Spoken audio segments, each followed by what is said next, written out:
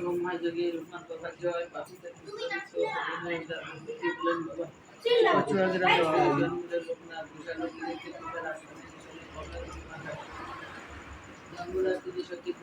যাবে লোকনাথ হলো ভগবান গাঙ্গুলি সোনাই দীক্ষা দিল ত্যাগ করিয়া স্ত্রী পরিবার গুরুর সঙ্গে গাড়িয়েতে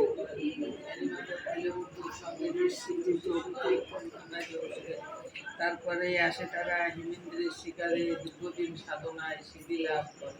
তারপর গুরুর সঙ্গে শিশু বিভিন্ন ধর্মের কাবুলি আসিয়া বলে বোলায় স্বাধীন কোরআন স্বাধীন পাঠ করে বিশ্ব পরিকল্পনা শিশু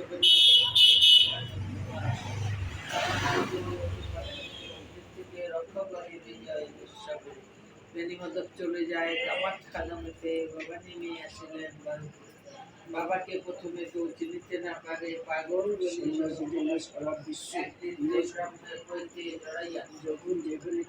গায়ত্র করে তারে খুলে দিল চারিদিকে কথা প্রচারিত দলে দলে ভক্ত আসিতে লাগিল পরে আসলো ভারতীতে ভক্ত শিষ্য সে তার লাগিল আসিল তথায় সবাকার কৌষ্ঠব করেনি শিষ্য বলেন কথা আমাকে ঠাকুর পুজো করা ব্যথা সদা ভক্তি নিয়ে যে বাবারে ডাকিবে অবশ্যই সেই ভক্ত মোট সাড়া পাবে আমি নেই এই কথা তখন আমাকে ইসলাম ঠাকুর সদা প্রতিদি বাজারে জলে স্থলে রণে জঙ্গলে যখনই বিপদে পড়ি তখনই আমার কথা স্মরণ করিবি এই রূপে লোকনাথ কত লীলা কর কারো সাথে সেই সব পরিবারে পারে 160 বছর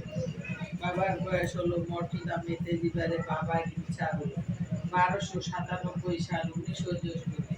দেহত্যাগ যান বাবা অমর লোকেতে যান পারে বাবা চিত্রা রাখিবে যত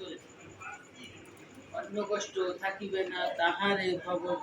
রোগ শোক দুঃখ কষ্ট সব দূরে যাবে পুত্র পুত্র সব সবে আনন্দে থাকিবে বাবা চালিয়ে দেওয়া পরে চিন্তা করে ভগবান সেই জন সদা তাহার নামে মহামন্ত্র এই মন্ত্র ধামে যত বেশি তার নাম হবে মানব কল্যাণ তথা